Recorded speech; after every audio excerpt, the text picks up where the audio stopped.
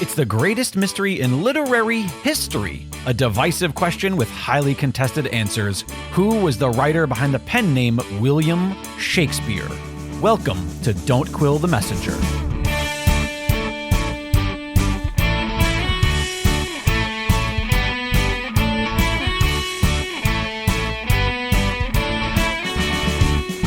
Here's your host, Stephen Sable.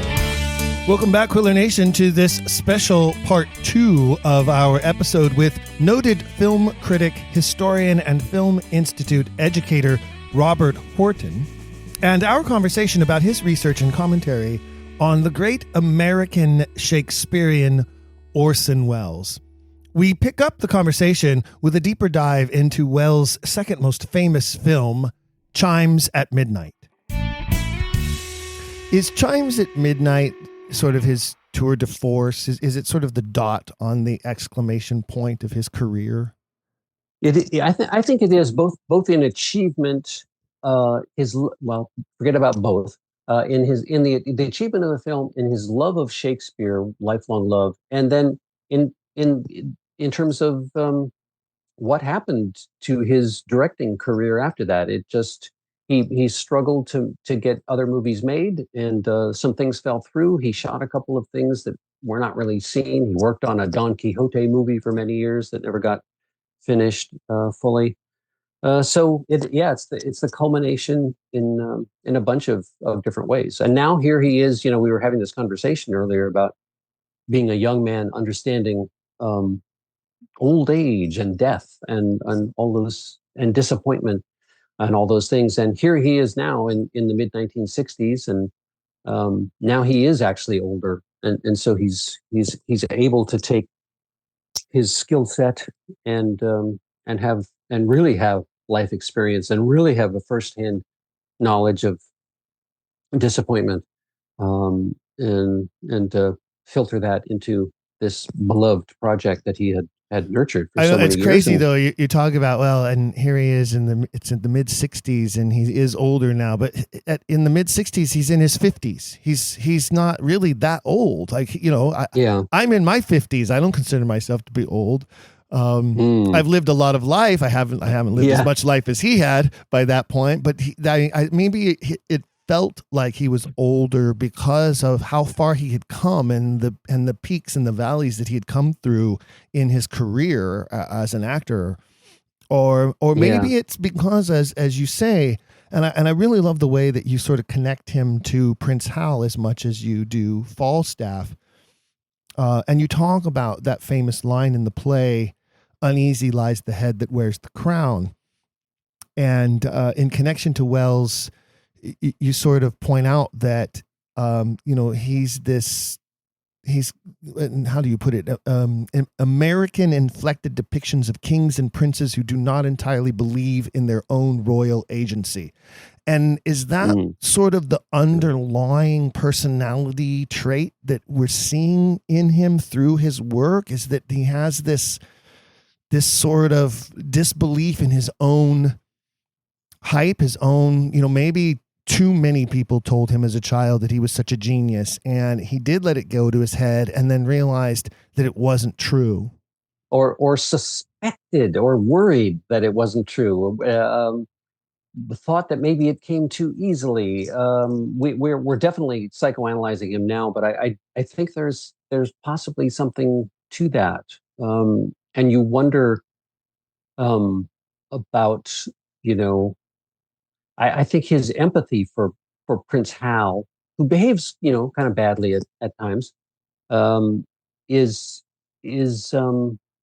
tied into that anxiety. Yeah, I think it's just something that he understands, and he was trained along with all these other theatrical things he was doing. He was a magician. He learned how to be a magician at a very young age, and he loved performing magic acts. Even when he was on the Johnny Carson show in the 70s, he was still doing magic stuff. He would do like a 10-minute long bit of magic that he prepared for the show. So he loved it. And there's something about the magician knows it's fake.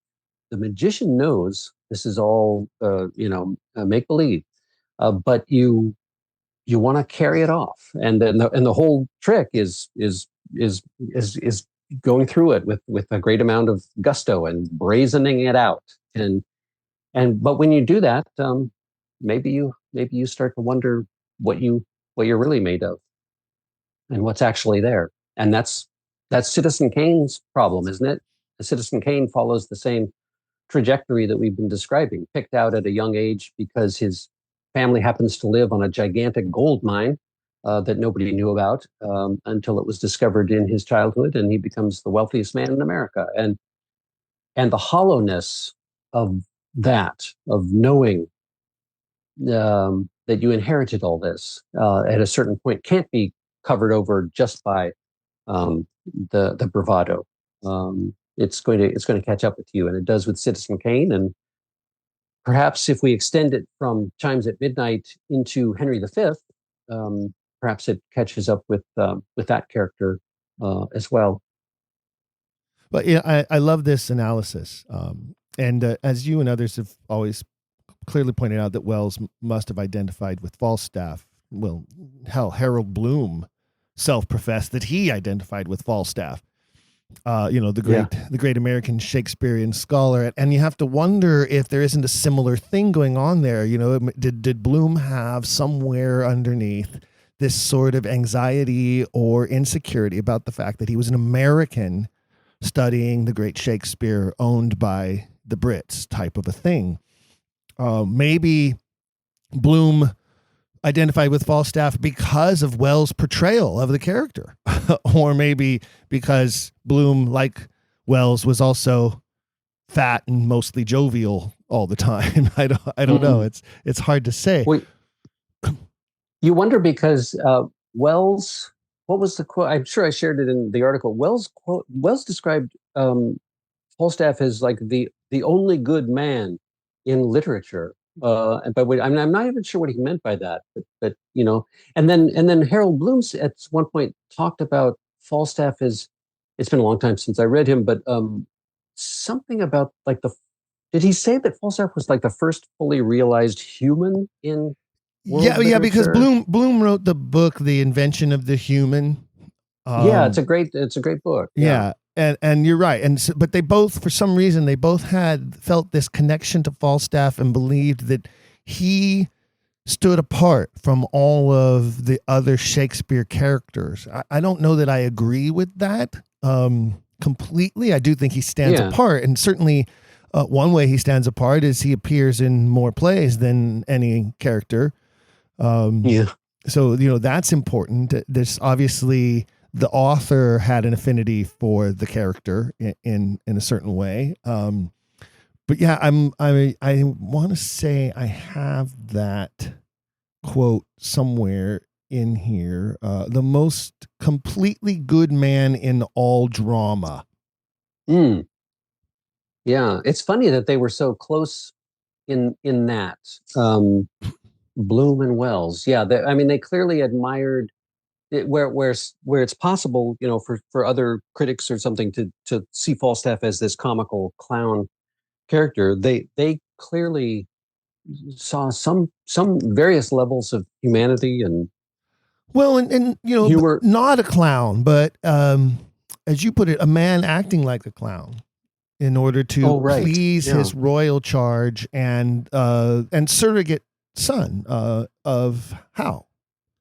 So that makes it noble in some way, I suppose, right? Because he's performing the duties of a kind father, a jovial playmate, in absence of Hal's true father, who is a very cold king, usurper. Also an usurper. Who is filled with anxiety and perhaps insecurity at holding, wearing that crown. That illegitimacy is part of the mix too. That's right. Yeah. And you wonder if Wells's Falstaff in some ways, if he is playing consciously playing the role of the clown, he knows Wells stages one of Prince Hal's key soliloquies so that Falstaff hears it, as I mentioned in my article, and that that means that Falstaff must know what's going to happen, that he's someday going to be rejected, and set aside rather cruelly by Hal, or by Henry V, we should say, as he becomes. And that is an interesting wrinkle in this production of the Henry IV plays, is that maybe Falstaff already sees the end coming. I think it's very calculated on the part of Hal. I think Hal is a very complex character in ways that most people don't usually express in the productions that I've seen of the play and the performance of the role.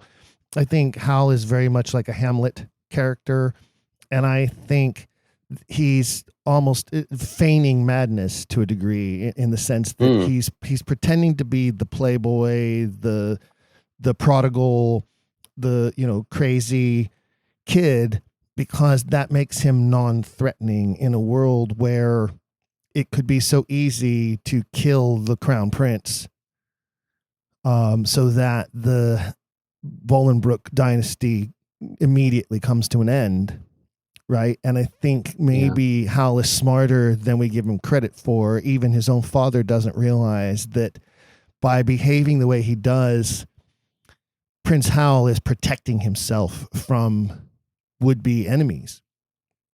Yeah. Because the way he so quickly and easily does become such a great king when the time is right. And then we see that, of course, in Henry V. So I think there's a deeper layer there, and maybe Falstaff does see that and does realize that he's sort of a shield to Hal, and that's part of his love for the boy, which would make him a much more noble character than, and perhaps that's what we're seeing in Chimes at Midnight. I like to think of it that way. Yeah, yeah. You write about, and I want you to share this story. You talk about the story about Keith Baxter, who was in the Irish stage production, played Prince Hal, and then Wells calls him to Spain a few years later to play the role on film, and they're meeting with the producers. And tell us about what happened there, because I think it's such a fun story, and it's so Wells. It just so sums up, like, the Falstaffian nature of Wells. Yeah, that's right.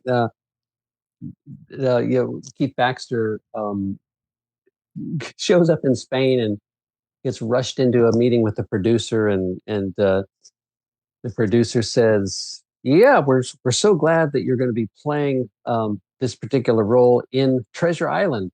We're really looking forward to seeing that film. And I think you and Orson will be great in that." And according to Baxter's story, he takes Wells aside later and says, "What the hell was that about Treasure Island?" And supposedly, well, not supposedly, this happened. Wells sold this producer on the idea that he would make a really commercial film out of Treasure Island. Who doesn't love Treasure Island? At the same time that he would make a Shakespeare movie too, called Chimes at Midnight. And Wells got the money, and according to at least one biography, he took one shot of a ship that would serve as the pirate ship in Treasure Island, I guess just for show, and then immediately turned around and started making Chimes at Midnight. He had no intention of making Treasure Island.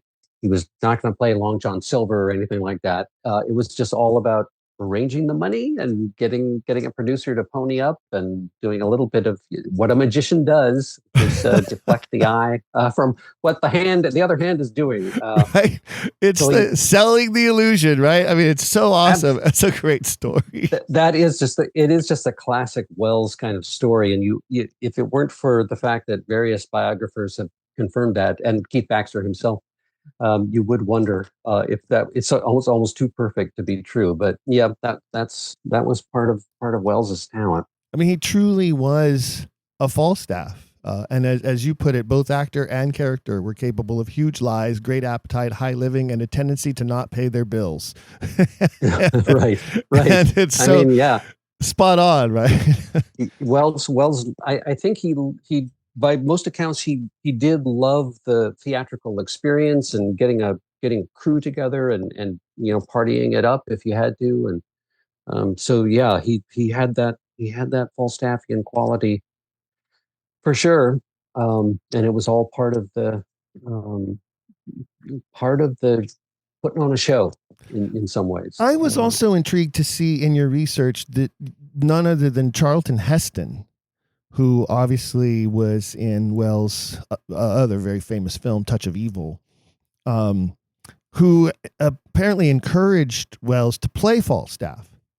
And who knew that Charlton Heston had an affinity for Shakespeare? That's something I would have never guessed.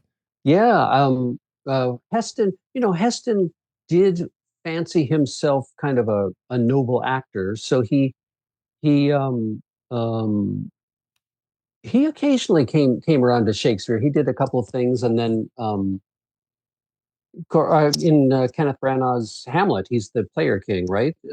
Which is a great piece of casting because that character should be a little bit hammy, even though he's telling people not to be too hammy. Right. But yeah, Heston was at least hip enough to know that Wells would make a good Falstaff, or was born to play that role. But the poignant part about that story is that I think the story was that Heston said that to Wells, not realizing that Chimes at Midnight had already come out, because that's how bad the distribution of Chimes at Midnight was. It got some good European reviews, but had a terrible release. Invariably, as with so many Wellesian projects, there was the sources of the money made it difficult sometimes to figure out who had the rights to distribute this, et cetera, ad nauseum. And so it really, and Chimes at Midnight, we should probably say that one of the problems with the film coming out was that the soundtrack was always problematic. Most of it was post-synced, that is to say, dubbed by the actors, and it's a tough film sometimes to listen to. They did a restoration a few years ago, and it really sounds a lot better. They were able to take digital tools, and make some of the words a little more legible. But it was kind of criticized for that when people saw it originally, and yeah, that was kind of a bugaboo to how the film got made. Another interesting point that you make that I really kind of connected to is how you describe Wells as being the most unabashedly autobiographical of filmmakers, with a tendency to spread self-portraits through the different characters in his films. And we've talked a little bit about how that is reflected in Chimes at Midnight, and how we see that through, as you say, his performance as kings and obviously Macbeth is like the most insecure king of them all, isn't he? Also an usurper, right? Yeah. And Othello being an outsider in a world that he truly doesn't belong in, right? And so there is that constant theme running through there. Thus, the title of your piece, An American in King Henry's Court. But I also wonder if that doesn't connect to the tragedy of his life. He is Hal. He is also Falstaff. It's both beautiful and tragic at the same time. The stuff that great tragedies are made of. But you write that, and I love this because you write, Hal wastes his youth in the company of the profligate Sir John Falstaff. Wells recklessly gobbled what he could of the theater, a disreputable profession for a gifted young man, and worse, he then turned his brilliant energies towards cinema, an even less reputable practice, and to some, a great betrayal of his talent. And wow, man, it hurts an artist like me to read those words, I have to tell you. Right. Yeah, I think there was that sense of Wells, as there sometimes is maybe with theater people, oh, you're not going to go Hollywood, are you? You're not going to sell out this great talent, which obviously I don't agree with, because I love the art of film, it was turned out to be something that Wells was completely obsessed with. But he himself, there's some interviews with him where he'll talk kind of wistfully about, what he could have been if he'd stayed on stage, but he got seduced away, by the great love of his life, of the cinema, and the increasing problems that he had with getting movies made as he went along. But yeah, there's that, and the autobiographical thing is I just feel like Wells had some awareness of identifying with characters and putting himself into things. And there's his second feature film, The Magnificent Ambersons. There's a character who is clearly Wells does not act in that film; he just directs it. And there's a young man who inherits the wealth of his family only briefly, because then they go bust. But it's kind of you can tell it's sort of a Wells surrogate. And actually, it turns out that the author of the novel, The Magnificent Ambersons, knew Wells's father, and there's a character in there who's kind of based on Wells's father, or at least a little bit inspired by him. And so there has to be a strong identification in that film too, of Wells, playing with ideas of autobiography, even in a fictional world that he did not himself create. Well, I happen to believe that all artists are autobiographical in some way. They can't avoid it. It's impossible. Writers, painters, sculptors, everyone to some degree is putting a bit of their life into their art. I think it's impossible not to. And I think it's important. And as we've talked about Wells, and as we've said, at times sort of even psychoanalyzing him, I think to understand the man is to better appreciate the work. And I feel like he felt that way as well. And as you put, uneasy lies the head that wears the crown becomes unworthy lies the head that wears the crown is sort of the psychoanalysis of the underlying feeling that he felt like he was a stranger, he was this American outsider. And he did have this rivalry with Olivier, where he felt like, he deserved as much attention or as much praise or as much publicity as Olivier did as an actor and as a director, and never received it. And I think maybe part of that was because he saw himself as, that they saw him as this American outsider.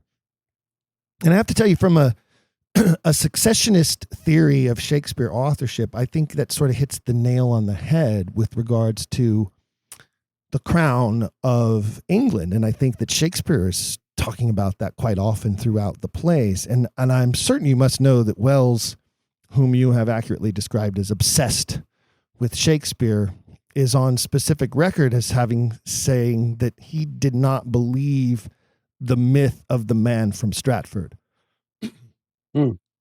He's joined by the likes of Dickens, Emerson, Freud, Whitman, Twain, and Sir John Gielgud, who are all others who dedicated their lives to the study of these works and found that something's wrong with the autobiographical nature of that art.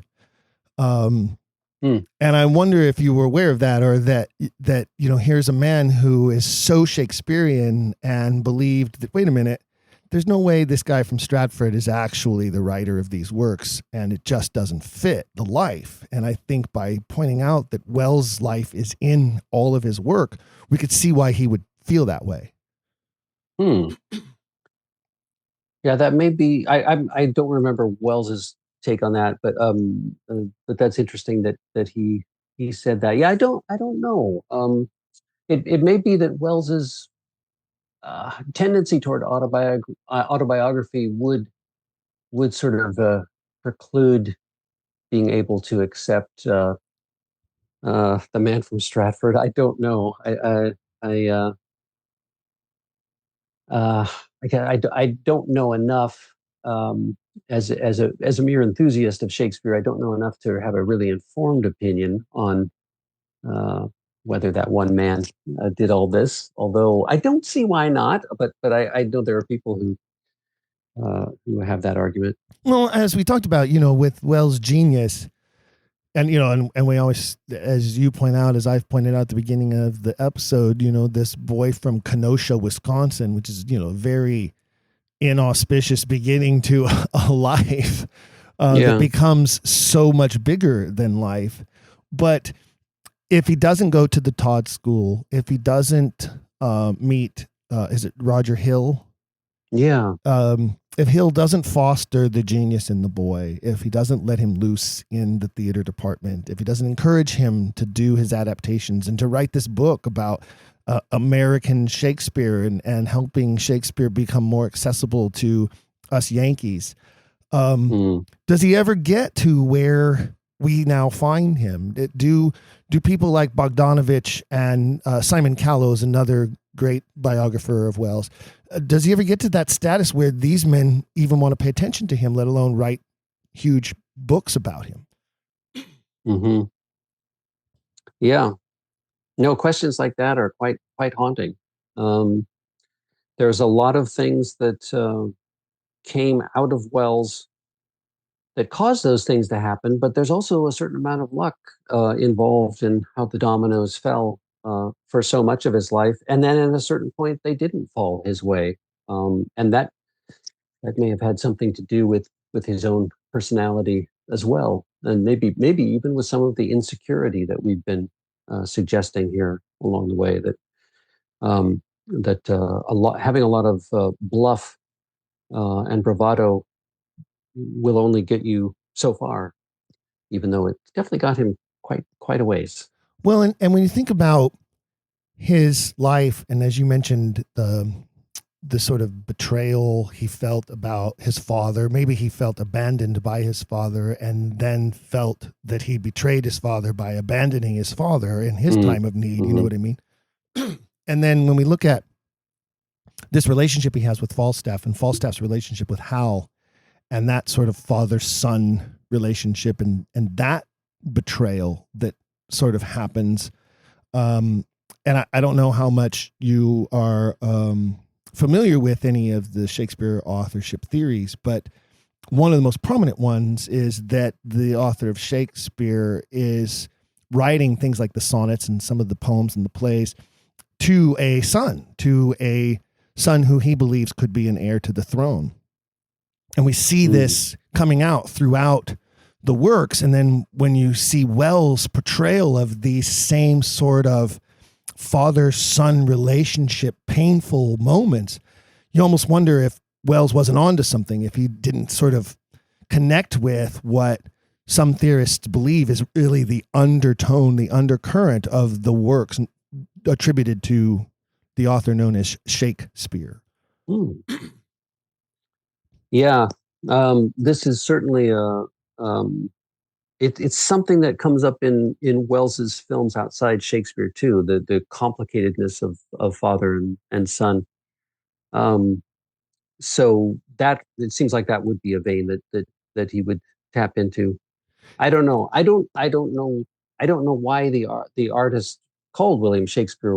Why would he not be able to imagine those things or write those things? But that might be a separate. That's a whole field of study that I only know glancingly, as I've said. But I also find it's just so fun, Robert, that in your conclusion you actually mentioned both Freud and Gielgud in the same context, and they both shared Wells' skepticism about the identity of the author Shakespeare. And I was as I'm reading, I'm like, wow, this is like painting itself out. And you say inferiority complex was a Freudian term, and I love this story that you talk about with regards to Gielgud,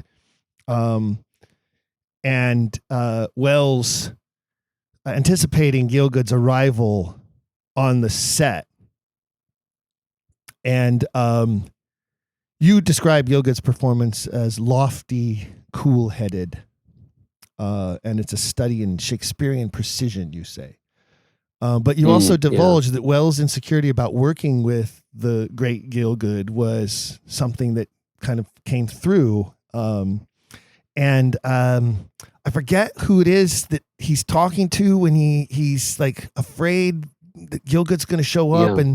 and who's the actor that he sort of takes aside and like shares sort of his like inner insecurities with there. It's Keith Baxter again, and it's quoted in one of Simon Callow's books. Yeah, I'm sure he interviewed Baxter for the thing. So yeah, do you think John will think me a fool? No actor can touch him in Shakespeare. I don't want him to think me just a trickster. So the trickster is an interesting word there, since we're talking about that magician quality of Wells, right? Of getting away with something.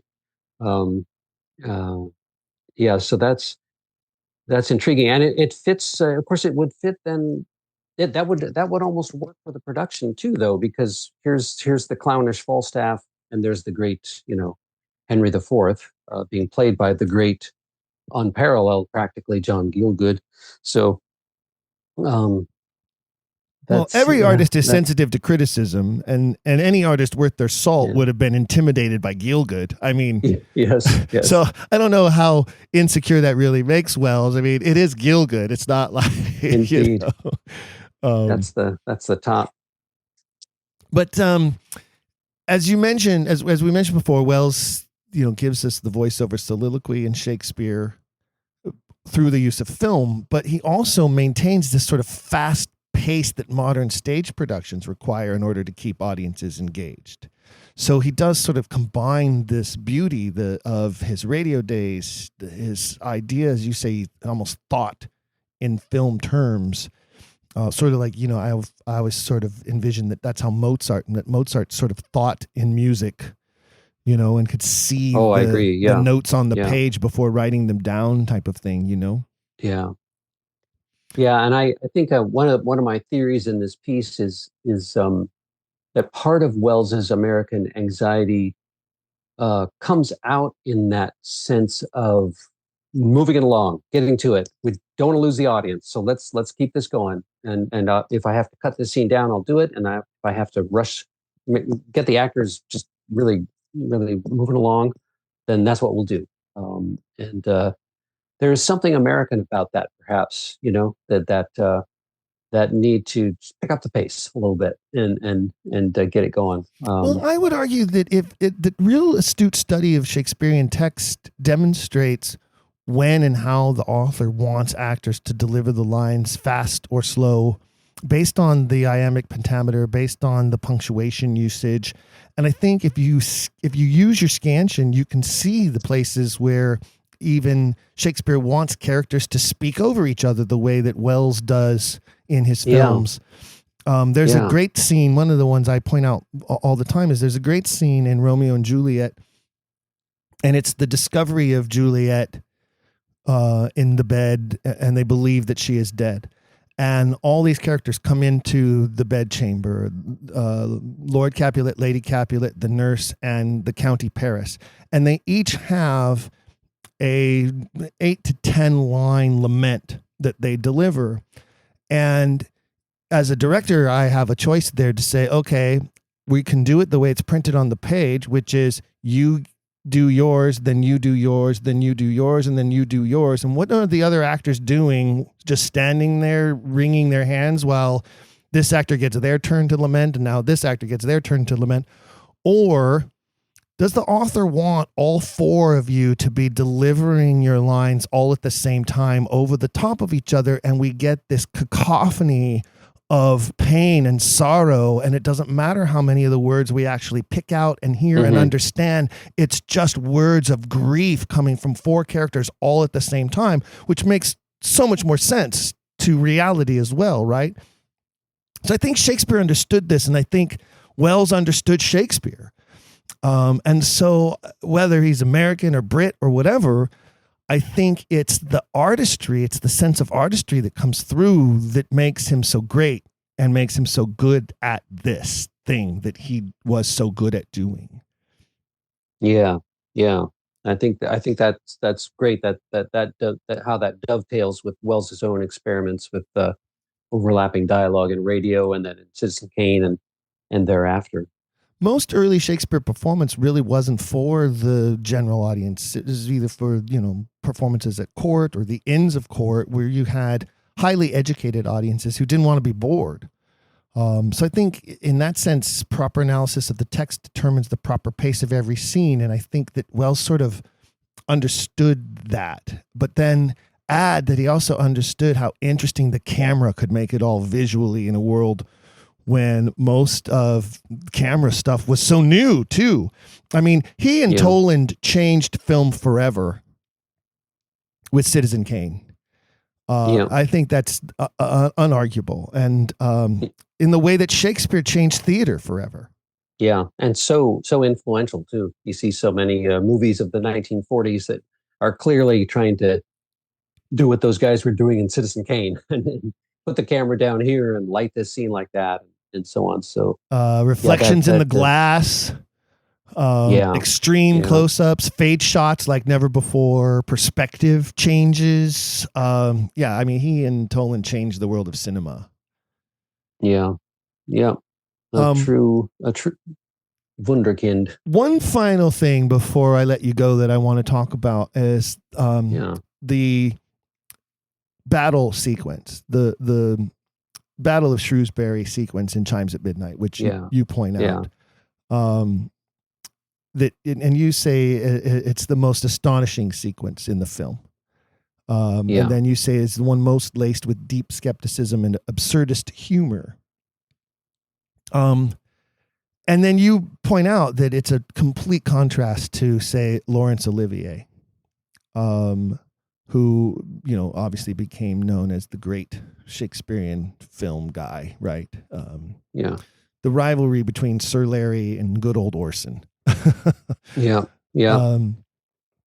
me a little bit about why you feel that sequence is so important and that you would point it out like that and sort of call that the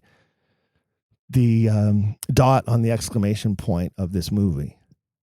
It's a film or a scene that shows the battle with I think it's absolutely true to Shakespeare in terms of the way it suggests skepticism about war and about glory and about honor vis-a-vis war, and it also taps. It's just very much of its time. It's a great mid-60s depiction of that because the battle is grubby and ugly in a way. Everybody gets covered with mud. It has a certain amount of absurdist humor in it. The way you see Falstaff in his gigantic suit of armor occasionally running across the field in complete cowardice, pretending to swipe at enemies. And it all grinds down so that you can't tell the good guys from the bad guys. Everybody's equally violent. Everybody's equally covered in mud. It's just bestial by the time it gets to the end. And this is Wells picking up on I think the mood of the time at the 1960s, and actually sort of looking ahead at what the rest of the decade was going to bring about in terms of reactions to war and so on. But it's a brilliant sequence, and it's very the cutting is incredible. The cutting itself is violent. It's very jagged, and I just think it's a work of the 1960s in that sense. Even though Shakespeare already gives us this in the original play, this kind of skepticism that is. And the comparison that I was drawing, as you said, was with Olivier's film of Henry V, which he directed and starred in during the Second World War. And so it was actually a film that was made in a way almost as kind of a war effort, so that people would hear the St. Crispin's Day speech and they'd be stirred by it, and it would be rather uplifting. And so Olivier's battle scene, different battle scene, but still it's a big battle. It definitely has its violent moments, but it's more it's grander and it's more traditional and it's patriotic And it's all those things that Wells's sequence is not. I suppose it helps that it's also in Technicolor, so it looks really kind of spiffy, and Right. whereas Wells's film is kind of got that low budget grunge quality to it. So I thought it made a useful parallel comparison, and how in the 20 years that had passed since the making of Henry V, you could have a more cynical, overtly cynical view of warfare and patriotism and honor and all the things that Wells is kind of poking at in Chimes at Midnight. Well, yeah, Olivier's sequence, almost glorifies war in the way that the history plays were undoubtedly meant to stir English nationalism against an invading Spanish armada at the time they were being released. But Wells sort of gives us the foundations for what later becomes like a Saving Private Ryan battle sequence, where it's sort of a nightmare of a battle going on. Yeah, it is. And as you mentioned, though, and I love the way you put it, Falstaff in his diving bell-like armor, like a Samuel Beckett character scurrying absurdly through the slaughterhouse. That's right.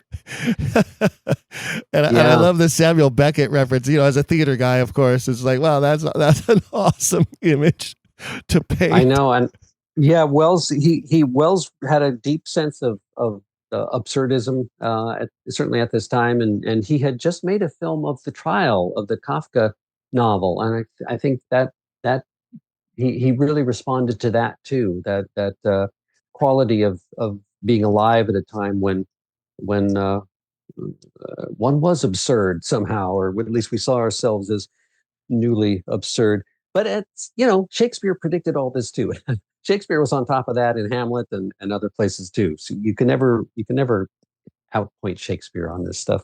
Yeah, and as we mentioned, Wells and Olivier, I feel like Wells pretty much hated Olivier.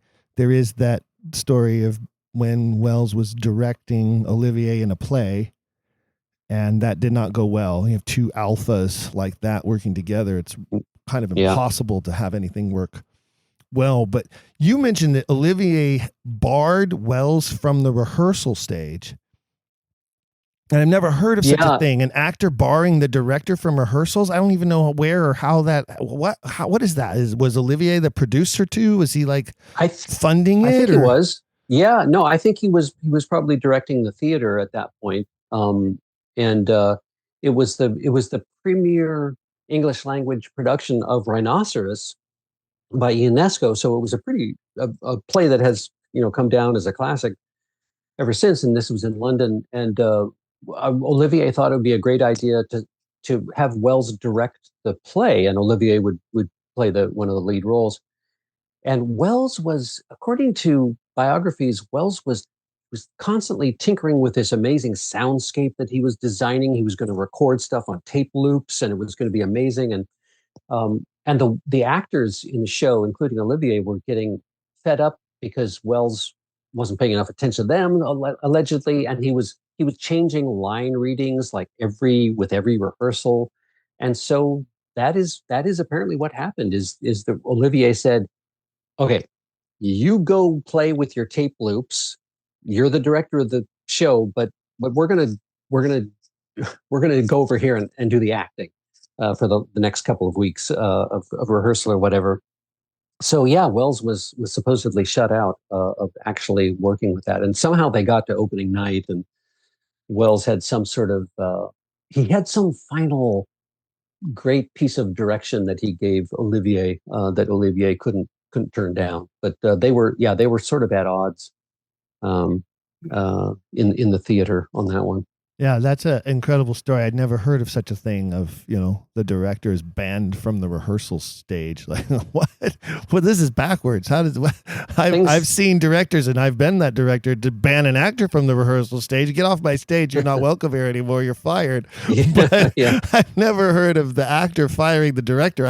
I guess he wasn't fired, but still, that's just kind of a crazy, topsy-turvy situation there. Yeah. Well, let's hope it never happens to you, Stephen. Yes, indeed. I mean, every director has had some form of mutiny or other at some point in their careers of a cast who disagrees with the the production or the style or whatever. But yeah, that's a crazy one. Well, Robert, I can't tell you how much I've enjoyed our conversation. I love your analysis. I love the way that you share your thoughts in writing, and that's how I found you. As I came across your piece, and I was like, I need to talk to this guy because you obviously know so much about Welles and his contributions to film and his contributions to Shakespeare. That you yourself could be a biographer, although I'm certain that there have been plenty of Welles books written already. But I really appreciated you taking the time all the way from your current assignment in Wales to join us here for this episode and share your insights. It's really been a pleasure. Well, I thoroughly enjoyed talking to you. Any excuse to talk about Shakespeare or Orson Welles. And yeah, it's been fun. Thanks for having me on the show. It truly is extraordinary to have had this opportunity to delve into Welles and his works with someone as versed in the history and film as an art form as Robert Horton. As Robert points out, Welles really assumed authority from his director's chair as a master interpreter of Shakespeare, and Chimes at Midnight is indeed a triumph. I happen to believe that triumph is based in Welles' belief that the true author was a member of the English court who had to conceal his identity. And I think that that interpretation makes more sense of Robert's analysis and our understanding of Welles. Right or wrong, I think we can glean more from our knowledge of Welles' beliefs about the true author Shakespeare than if we didn't know Welles was a skeptic of the traditional Stratfordian story. Robert refers to Welles as, quote, almost overly autobiographical in his artistry. I absolutely agree. I believe Shakespeare is overly autobiographical in his artistry. And it could be that Welles felt that same way about the author of Shakespeare. Could it be that his skepticism informed his own brilliance? I think so.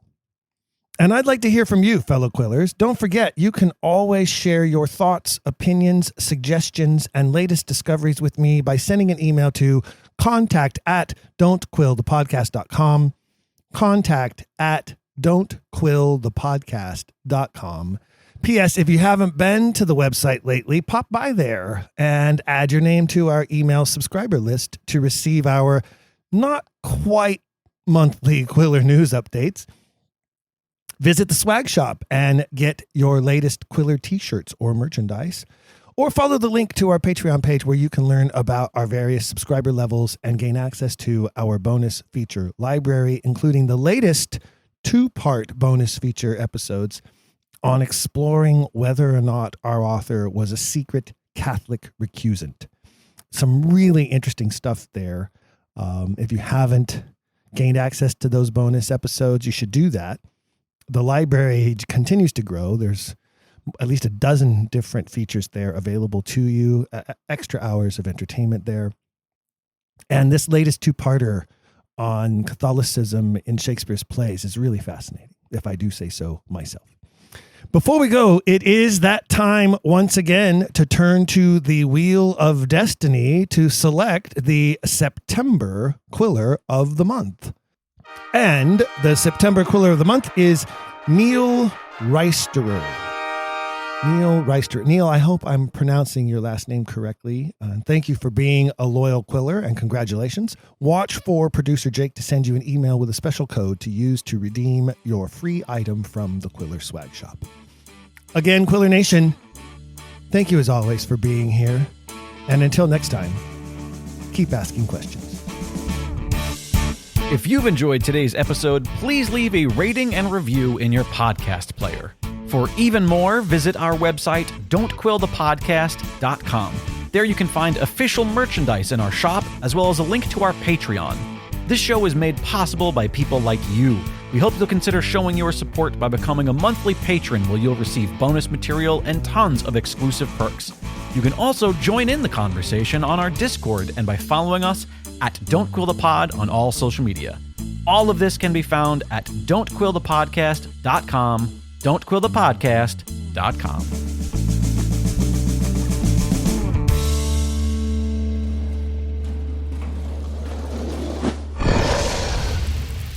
It's Dragon Wagon.